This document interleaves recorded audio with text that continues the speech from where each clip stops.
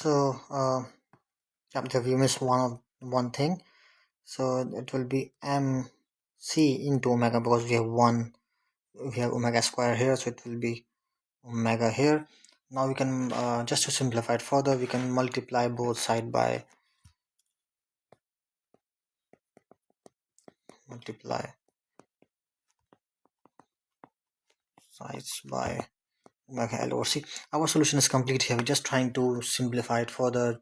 In the vibrations and in the whole of the mechanical engineering in general, we try to characterize the system in terms of dimensionless number. It's reduce a lot of its task, our task. So if you multiply both sides by omega L over C, so it will be omega L over C equals to AE into m omega C into omega L over C. So it will cancel out the omega, and we will have at the end equals to, that's because we know omega L over C was basically tangent is equals to alpha.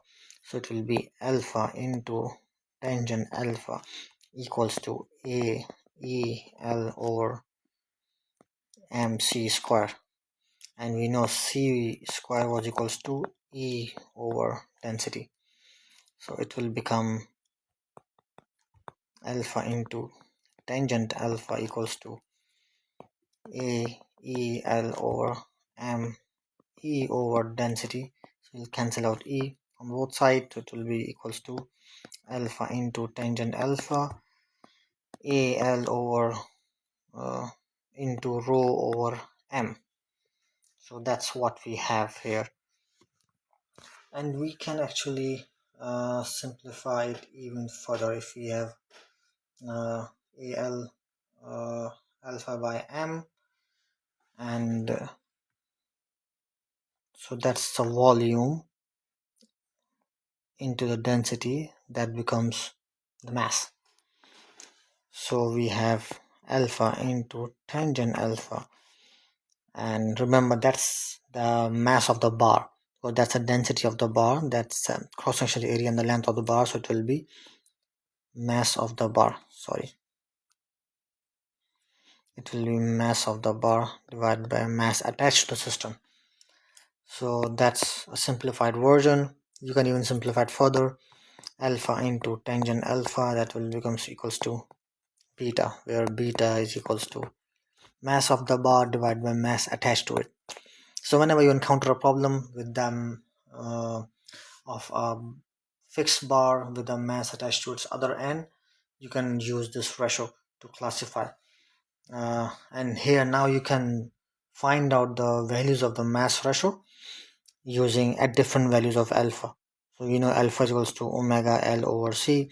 For different values of alpha at different frequencies, you can say let's say omega equals to alpha C over L. For different values of alpha, you can find out the frequency, and you can find out the beta, the mass ratio that is required for to achieve that frequency. So this mass is actually the mass of the bar, then we have the major mass of the attached to system. So this is how you can find out the natural frequencies of our system. So that's all, I think, for this special case of vibration fixed bar with a mass attached to one of its end. Now there's another special case of the vibration in bars or the beams, that is the longitudinal vibration. Okay. We'll stay there for now. We have discussed the longitudinal vibration, so the next case will be, I can say, transverse vibration or the lateral vibration in our case. So let's say we have, let's draw another system. Yeah, so let's say we are observing the same beam, and the beam is now subjected to force that is bending it,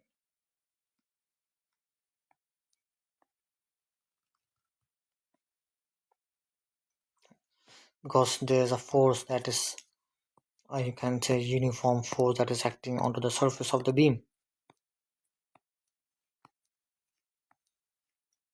Let's call it F X T. And that's the total length of this bended beam is length L, and it has cross sectional area A, which has a density, uh, it says cross sectional area of A, and it has a density of lambda, elastic modulus of E. That's the general properties, and we are trying to observe a tiny section of this bar at a distance x, and the width of that section is dx. So I'm going to draw it separately, that small section. So that small section would be like, sorry, that small section would be like this one, right? So, and it is subjected to the force,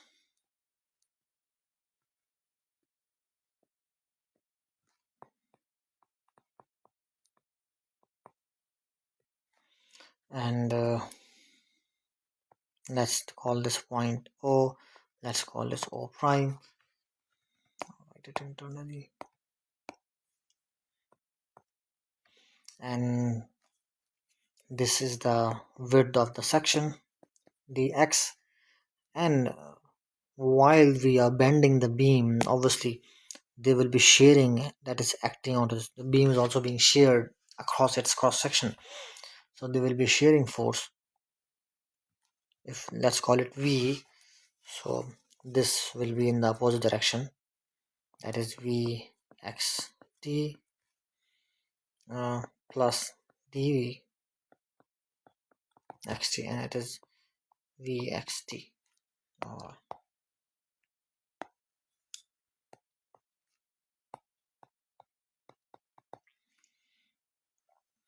And simultaneously there will be some kind of, all of this thing is happening across. You can say this is the x-axis and this is the z-axis. But if you check out this one as a y-axis, so across the y-axis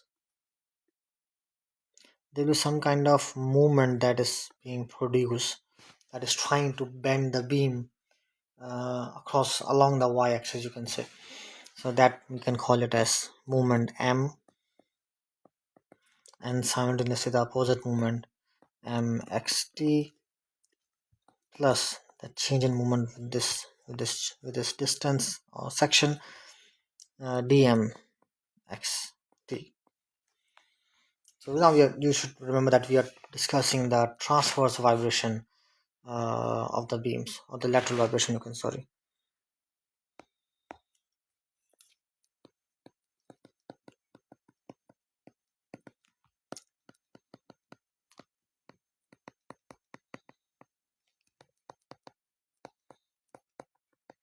Again, the fundamental solution steps are same. We are going to the same driving inequation of motion. Then, because it will be a partial differential equation, we will use the separation of variable method.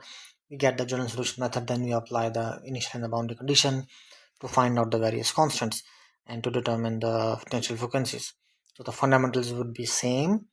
Yeah, obviously the approach would be slightly different, because now we had the excitation forces and the resistance forces, they change.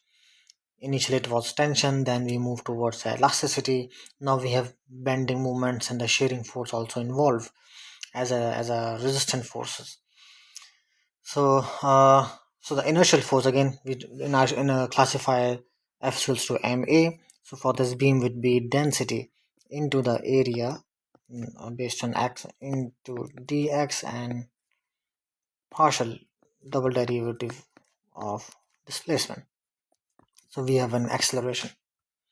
So we have F equals to ma, that's the inertial force. So for equation of motion for this beam, so let's say all the anti-clockwise, all the shearing forces acting downwards are negative, sorry, and all the shearing force acting upwards are positive, sorry. And then we have all the uh, force that is acting up is positive. Again, we have classified that one. So all now we have to have the two equation of motion. The first one will be based on the force that is acting onto the section. Second one will be based on the movement being produced. So the acting on based on forces. So let's assume that all the forces acting upwards is positive, all the forces acting downwards are negative. So for first equation of motion, the force is acting upward is our F, that's an external excitation, plus the shearing force V minus the other shearing force that is balancing that one, minus V plus dV, sorry, and all of this is equals to the inertia of our beam.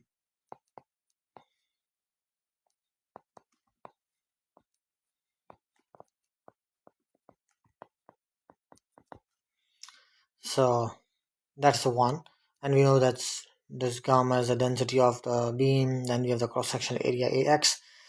And now for the second equation motion, or the moment equation you can call it, so let's assume all the anti-clockwise movements are positive and all the clockwise are negative. And you see there's some movement produced by the force, other forces as well.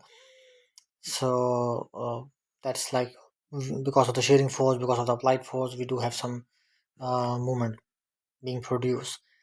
So we have all the anti-clockwise as positive, so we have m plus dm, that's a positive movement, minus v plus dv is producing the anti-clock or the clockwise movement, so that is negative, minus v plus dv into dx, into the moment, that's a force into the moment arm dx, because we are assuming the movement being produced along the y-axis, let's say at point O.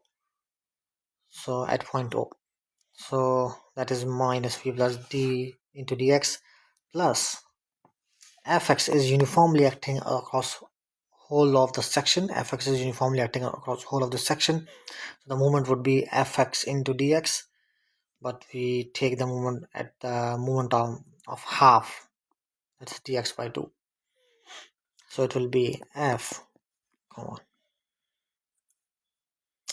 sorry for that, f xt into dx into dx by 2, that's the moment arm, minus m, that is opposing moment, equal to 0. So that's our second equation for this one. And now we can classify dv, the full derivative, as a partial derivative. So partial v over partial x into dx, and the moment is in the partial differential as partial m partial x into dx. That's it. Now we can substitute that in the equations we have just written here, the moment and the force equation. So our equation, let's call it a and b, let's call it a, and let's call it, oh, we have already classified as 1 and 2, okay. So let's, equation 1, it will be reduced to minus of partial v over partial x, that is xt, plus f of xt equals to the same inertial force,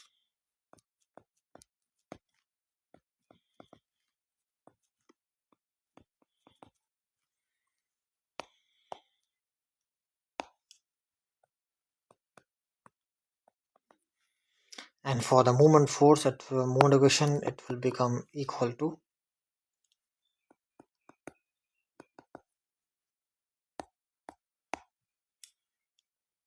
partial differential of moment xt minus of v xt equals to 0. And we know from this equation, from equation 2, we have v equals to partial m over partial x. So from this equation, so based on that, our equation 1 will become equals to, if we substitute this one into the equation 1, so we will be left with minus of partial double derivative of moment with respect to the position, sorry, not equals to, plus the force, that's the acceleration force, equals to inertial force.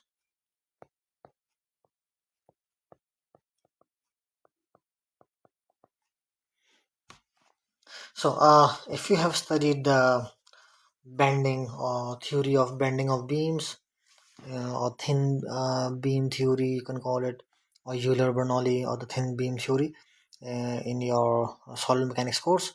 So there's a relationship between the bending moment and the deflection x. So that is expressed as the relationship between the bending moment and the deflection for the thin beams is represented as E I or x into partial square omega by partial x square at x and t. So where E is the Young's modulus as we are aware of it, and I is actually the moment of inertia.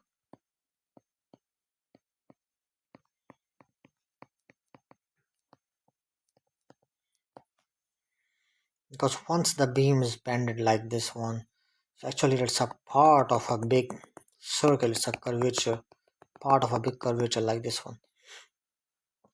So that's where I is the moment of inertia of the beam cross section about the y-axis. So now we can substitute this equation of relationship between the bending moment and the deflection into our previous equation that we have here. Substituting this one, we will get at the end that is equals to, that is partial over partial x square double derivative E I into double derivative of deflection with respect to time, that is acceleration, plus net density into the area into double derivative of deflection with respect to time,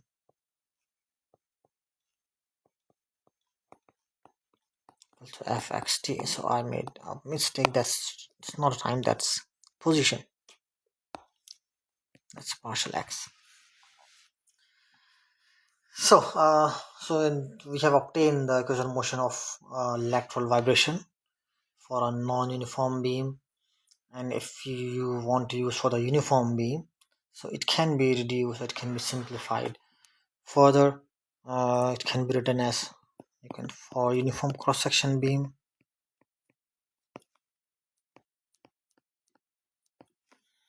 so it can be written as EI into fourth order equation of deflection, fourth order partial derivative of deflection into xt plus density into area into double derivative of deflection with respect to the time into fxt. And for free vibration, we know f equals to 0.